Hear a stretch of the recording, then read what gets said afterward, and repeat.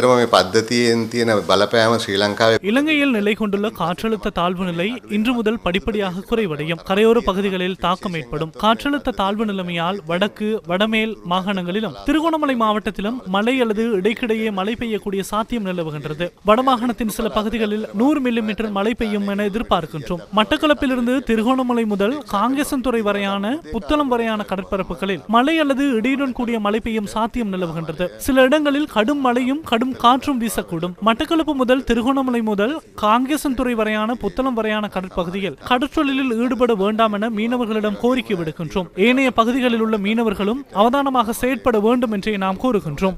අවධානය යෙදෙන්න කියලා තමයි අපි කියන්නේ.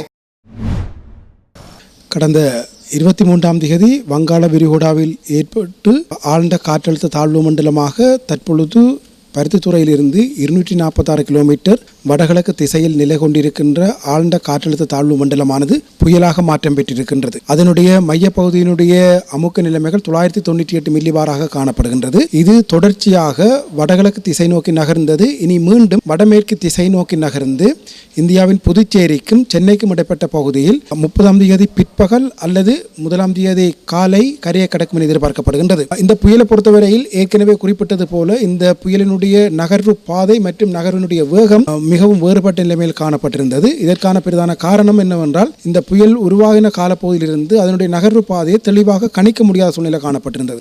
இந்த புயல் கரையை கடக்கும் வரையும் வடக்கு மற்றும் கிழக்கு மாகாணம் உட்பட்ட நாட்டின் பல பகுதிகளிலும் குளிரான வானிலை நிலவக்கூடும்.